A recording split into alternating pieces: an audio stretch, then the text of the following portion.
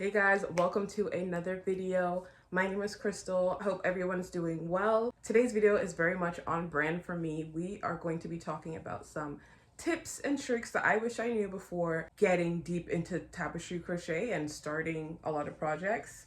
Now, I have a lot of projects, tapestry crochet projects, so I feel like I am very much qualified to make this kind of video. But before we get into that, I do want to say thank you guys so much for the love that you have shown me on my most recent video. I appreciate it so much. It is not unnoticed, I promise. Thank you, thank you, thank you. So without further ado, let's get started. A little bit of background around me. I feel like a lot of people know who I am because of my tapestry crochet. I could be wrong. Let me know actually, you guys. How did you find out about my channel? Like, how did you come across it? Because I think that it's my tapestry crochet that has real people in. I don't know. I got into crochet 2023 summer, and very soon after that I found out about tapestry crochet. And guys, when I tell you, that was so, it was so alluring, tapestry crochet to me. I don't know, I found it so cool, but it was so hard. Like, I remember struggling so much when I first was learning how to start. But now that I'm somewhat qualified, I'm going to be giving all of my tips that I wish I knew before. My first tip, I wish I knew this. You don't have to carry the yarn in between the stitches. When I was first learning how to tapestry crochet, I thought that there was basically just one way. At least the tutorials that I was watching, it seemed like you had to carry the yarn through the stitch, but you don't have to do that. In fact, when you do that, it kind of makes the yarn poke out and you can kind of see it in between. But I just thought that was the only way. Honestly, I don't know when that skill is useful. Like, I have not done it since that first attempt in 2023. I don't like the fact that I can see the yarn poking through, you know? Instead of carrying the yarn through it, you can just drop the yarn and then pick it back up when you need it, which is called feral crochet, I'm pretty sure. It's where you just float the yarn and you have all of these kind of floats in the back like this. Instead of doing that, I would carry it through the white yarn instead of just floating it in the back. Very much beginner mistake. The second thing I wish I knew, how to properly read a graph, guys. This is just where we all start tripping up. Like, I don't know, it's so hard in the beginning to understand how to read the graph.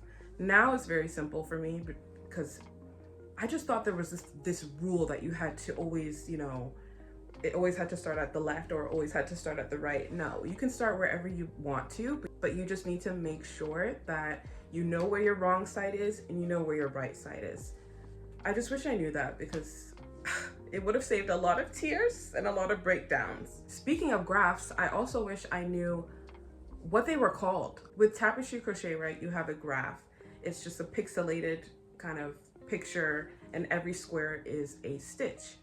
I didn't know that they were also called alpha patterns, also called pixel grids, also called graphgans. Like, there's so many different names, but it's all the same thing. Correct me if I'm wrong, but I'm pretty sure it's all the same kind of thing. So when I would look up stuff online, I'm like, what do I even look up?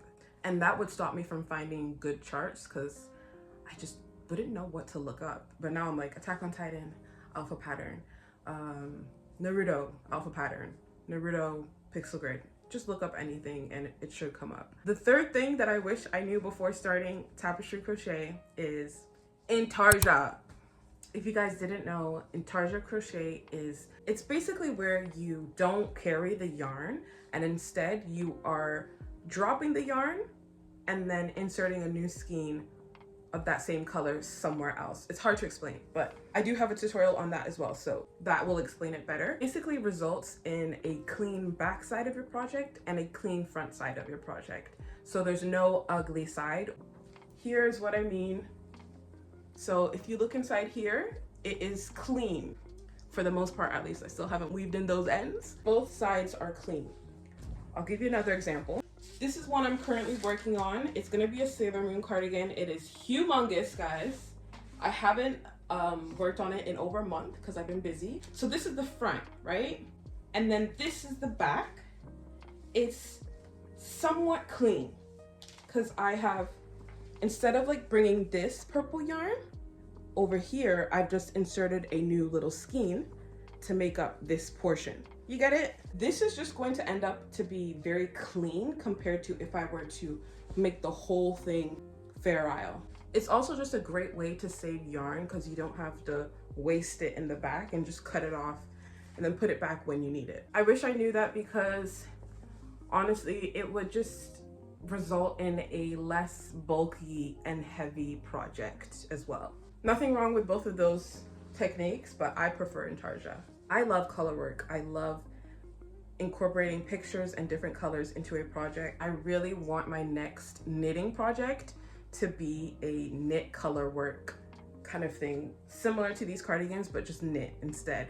I think I mentioned in one of my videos that I've been learning how to knit, and last year, December, I made my very first complete knitting project, which is this sweater.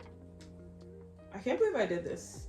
I just made it like 2 panels and then 2 sleeves. I do realize that my knitting knowledge is still minimal and I want to keep advancing in my knitting skills. Like one of the things I want to do is learn how to read a knitting pattern. And luckily I found a class on Skillshare recently, which goes over the basics of knitting, bringing me to today's sponsor, Skillshare. I don't know about you guys, but I feel like knitting tutorials are not as popular online compared to crochet in terms of like the variety. Recently, I found a really helpful class on Skillshare by Vincent Williams, which goes over the basics of knitting and it includes how to read a knitting pattern. If you didn't know, Skillshare is the largest online learning community for creatives like you and I. Yes, we are creatives, with thousands of classes led by industry experts across film, illustration, design, and plenty more. No matter what you're trying to learn, Skillshare has a class for you to help expand your skills and help you accomplish what you're desiring to learn. Talking entrepreneurship, finance, music, there's so many classes to bring your creativity to life. The class that I'm taking right now is on knitting, but I've also taken classes on how to draw, how to do certain stitches in crochet, and I think the next one I'll take will be to do with color work for knitting. If you want to expand your knowledge and your skills on whatever hobby or passion that you have, Skillshare is the place for you. And the best part is that the first 500 people to use my link in the description will receive a 1-month free trial of Skillshare. Get started today and explore your passions. Thank you once again, Skillshare, for sponsoring today's video. I mentioned about the graphs, like what they're called and how to read the graphs, but I also wish I knew that you can make your own graph. There are so many beautiful graphs online, yes, but sometimes I have a picture in my head and I don't find a graph that really brings it to life. And so I'm like, damn, I wish I knew how to make a graph. But actually, wait, I can. Making graphs is so much easier than you think. I have a tutorial on this too. The hardest part, I would say, is the tweaking that you have to do once you've inserted the picture. Like, you don't have to rely on a graph that you see online, guys. You can make a graph yourself. Get a picture and make it, or make it from scratch and do pixelated pictures. This is a graph that I made on Stitch Fiddle. Took it from this graph and then I just like added stars and a moon. Just endless things that you can do when it comes to crochet. Once all of this is done, guys, I will definitely upload these graphs so that you can make it yourself. Which brings me to another thing I wish I knew, is that tapestry crochet doesn't have to be just tapestries. You can make cardigans, you can make bags, you can make tops, like you can make anything with a graph. Maybe I can turn the Sailor Moon cardigan into a tutorial, like how to do a cardigan kind of thing. Let me know if you guys would want that. Okay, my next tip or thing that I wish I knew is tension. Tension makes up so much of how it's gonna look at the end. If your tension is off, it's over.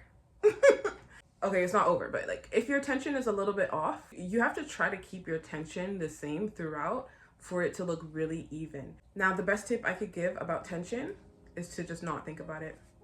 Honestly, guys, if I think too hard about the tension, it's gonna be more tense. So try to just empty your brain and just crochet. That's the best way that I keep my tension the same throughout. I just distract myself, watch a movie or whatever, and look. Guys, honestly, practice makes perfect. I always say this, but practice. You're not gonna get 100% in anything until you practice and you keep trying. So guys, I hope you enjoyed this video. I hope that it was helpful in some way. Keep practicing with your tapestry crochet. Also, comment down below some things that you wish you do as well. I love to hear what you guys have to say. Honestly, I'll just be reading it and be like, oh yeah, that's a good one, that's a good one. So comment down below if you are comfortable commenting. I'll see you guys in the next video. Guys, bye.